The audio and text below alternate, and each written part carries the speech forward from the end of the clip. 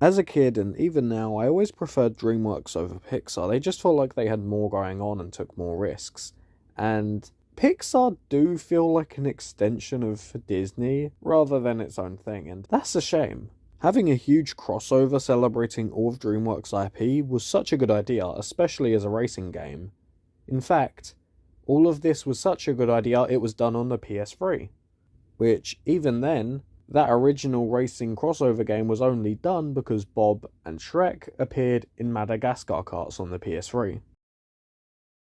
Even then, that probably only happened because Monsters vs. Aliens was the new movie at the time. I mean, in certain DVDs for Madagascar 2, they actually had a sticker pack for Monsters vs. Aliens, and I actually remember my copy having that as a kid. But as a modern release, is there a reason to have a DreamWorks crossover racing game? To find out, pick up a controller and let's play DreamWorks All-Star Racing. Let's start with the roster and overall representation. It's pretty good, but definitely not the best. It just feels more like they took a handful of franchises, represented those, and left a lot out. So having a handful of Shrek characters is to be expected, not counting the Puss original characters, who, not counting Puss himself, there is 2 of. A good few Kung Fu Panda characters also makes sense. Alex and Julian representing Madagascar in both the main and extended cast. Pretty cool, but we should have had at least one penguin playable. If I had to choose, I would choose Rico because Rico is the best one. Don't at me. Seriously, don't at me. I don't use Twitter. So if you at me on there, and if someone's got my name on there, it's someone else. You're just atting some random person who's using my name for some reason. I don't know. Hey, wait. There's an Arctic map. Isn't that meant to represent the penguins? I mean, then again, if you wanted to represent the penguins, I guess you could go with Dave's Lair. That would make more sense, or one of the other zoos in that movie. As for modern representations, there's a lot of good ones like Megamind, How to Train Your Dragon, Boss Baby, and of course the bad guys with Wolf and Diane. These are really great picks, honestly. I do also have the DLC characters because I got the special edition on deal on PlayStation not that long ago. The DLC includes a bunch of car parts that you can unlock, but in terms of things you don't have to unlock in the DLC pack, you get Death and Master Oogway, which, pretty cool picks, but they're not worth this much money. Trolls also has representation in the races, but instead of the actual trolls, you have the girl, Bridget, and King Bergen, even though I remember William Birkin looking a lot taller. But why not the trolls themselves? Well, the trolls themselves are more of a mechanic, but more on that later. There is just a lot of IP missing in this game. I get the likes of Mr. Peabody and Sherman or Home not being represented, as they would have to go to another license holder to get access to those characters. But where's Shark Tale?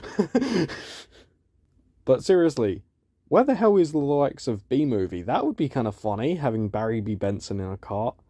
Who else could we have? Monsters vs. Aliens? The last one had Bob. That makes sense. Seriously, I said Shark Tale. Oh my god. Yeah, the Will Smith fish would be the Funky Kong of this game. Characters aside, as good as the selection is, it definitely could have been a bit bigger and grander. I definitely think Bridget and Bergen are wasted slots though, because the trolls are a mechanic. We don't need troll characters alongside it. Oh yeah, the trolls. You see, on tracks you'll collect these music notes, which have 2 purposes. One is for you to keep these as a coin of sorts, and then you can spend them on car parts. Pretty cool. Nothing special, pretty cool. But the other purpose is when this little circle here fills up, you'll have a special item you can't normally access. So it's kind of like the coins from Mario Kart, but you actually get something out of it. I wonder if Mario Kart 9's going to do anything cool with coins. I did somehow get this to glitch with Shrek and Oogway, where it just wouldn't fill up at one point, and for the rest of that specific race I just couldn't fill up. Another thing this game does better than Mario Kart and even Crash Team Racing is the characters' interaction with each other. Instead of just having general voice lines, what they do here is really cool. You see, characters will actually talk to each other, and they'll have voice lines where they even refer to some of the other characters by their names, or at the very least a nickname, like calling Alex just Lion. It just adds so much personality, and the fact that both Mario and Crash didn't do this yet, come on, what are we doing, guys? In fact, if we ever get another Crash Team Racing, I hope they put it in that. And as for Mario Kart, we know Mario Kart 9's coming out maybe that'll be the time for this to shine. You know, for the characters who can speak, obviously. As for the voice acting itself, it's not bad, but in terms of matching the characters, a really good amount of these guys don't try to sound like the characters they're playing. Like, for example, Diane is just some random girl voice. Same for Fiona. And then there's Megamind, who can sound really okay at times, but then other times sounds worse than Megamind versus the Doom Syndicate Megamind. It gets that bad. There are some good ones like King Julian, or Poe, or Donkey, or Shifu, or Kitty, or Puss. Seriously, some of these are actually really decent, even the DLC characters. The game doesn't look that bad. That doesn't mean this game looks too amazing, it just looks pretty decent. And that's graphically. When we go on to the art direction, this game is absolutely amazing. The maps just all have their own really nice vibes to them, except for the Antarctic one. That one's just kind of boring. One of my favourites definitely has to be the Puss in Boots 2 map, where you have all the different areas from the movie from when the different characters had the map. And it's just really nice and well designed. The Trolls map also looks really cool and colourful. And oh my god, the Bad Guys maps. So the museum one, that's just that's good, that's fine I guess. But this outside city one is so nice. So yeah, the map design was great, but a few of these are definitely a waste. Like, really? We've got Baby Corp, which was really cool and plays like TikTok Clock. And then you've got that Acorn Daycare place from Boss Baby 2, which I've not seen. And it's like, we got one Boss Baby map, we really don't need another, which has similar themes, but just really not as well done. Birkentown was also definitely a waste. Africa was nice, but we should have got Madagascar itself or the circus as a second Madagascar map. The Arctic map, for a Penguins map, that is such a waste. Just pull something from the show or the movie. There was so many options here. Megamind didn't even get his own map. Why? Metrocity, or should I say Metro City, because apparently it's called Metro City, but I don't believe it, or the Metro Man Museum could have been really cool. Or hell, you know what? More Shrek content. What if we got the Potion Factory from Shrek 2? Imagine how fun and chaotic that would be. Oh dude, and I have to mention the freaking Rainbow Road style map they have in this game. So they literally made a map out of the freaking DreamWorks logo. That is absolutely incredible, and that has to have credit given to it. I really hope whoever came up with that idea is having a really good day, because they deserve it. Speaking of, another genius idea done with the DreamWorks child. He's the Lakitu in this game. That is so genius.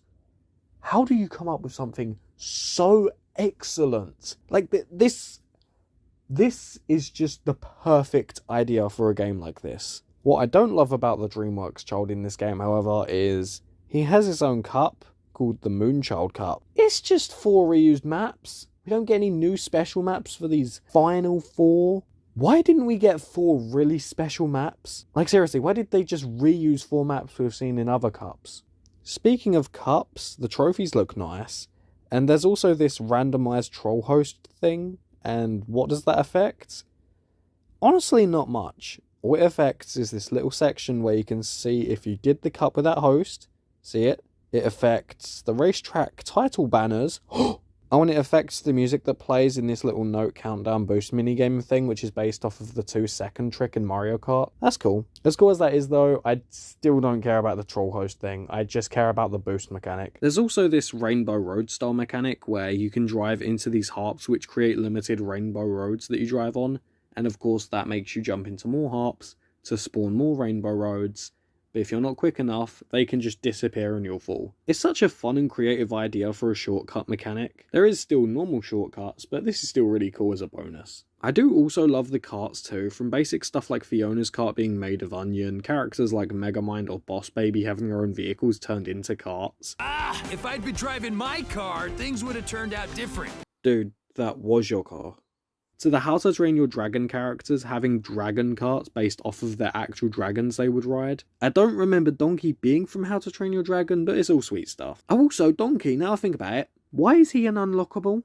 Especially when you play as him in the tutorial, that's just dumb. That's like Mario Kart making you unlock Wario. The customizations are pretty cool and cute little pieces of fan service, but there's not much to them. There's these number ones, which the number will actually be the year they debuted in terms of just being a DreamWorks product. Shrek and Fiona have 01, Poe has 08, Hiccup has 10 tattooed onto his bestie's forehead so he looks like a snooker ball.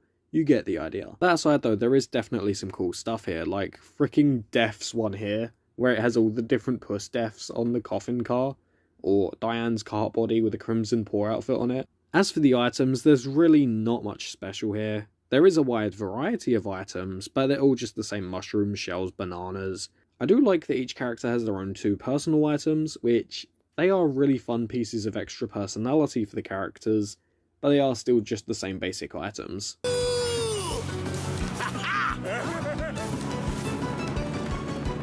This is the greatest day in Kung Fu history! As for unlocking characters, there's 2 ways to unlock them. From completing cups and the mission mode, where you'd beat a chapter and unlock the associated character. As for the bosses, they just weren't that fun. Most of them were easy, that's part of why. But like, look at this. Diane Foxington literally gave up during the boss race. She was like, nope, I've lost, and just kind of sat there waiting for me to beat her. Another thing that really bugs me about this is... Okay, so Mario Kart DS did this as well, but...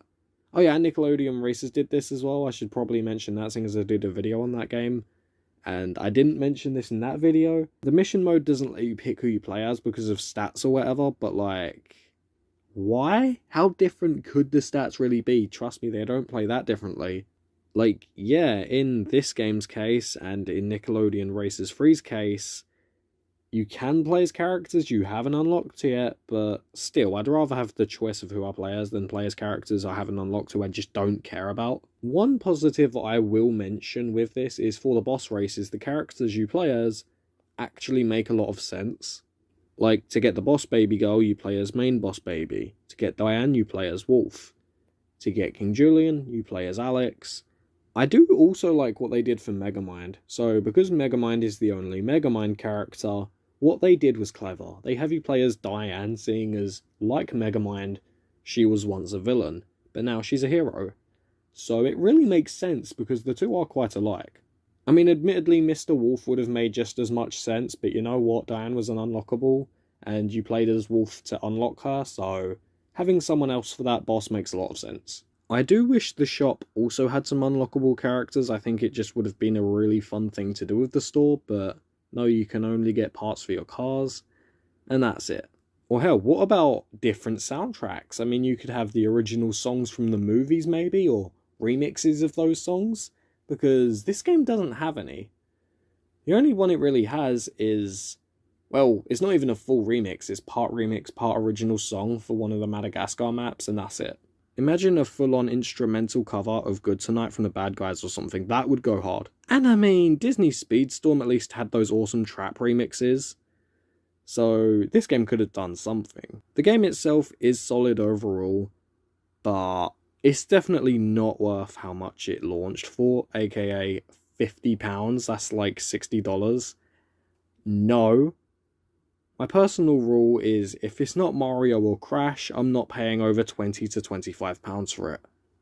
So, this game I definitely had to wait for a bit of a price drop to buy. If you can find it for cheap enough on sale, I would definitely recommend it. Or hell, even if you can find a copy on eBay or something, do it. It's really a fun time if you like these movies, but just not full price worth it. Also, if anyone's interested in what I prefer out of this or Nickelodeon Kart Racers 3, I definitely prefer this game. Because of that, I recommend picking up a controller and playing DreamWorks All-Star Racing.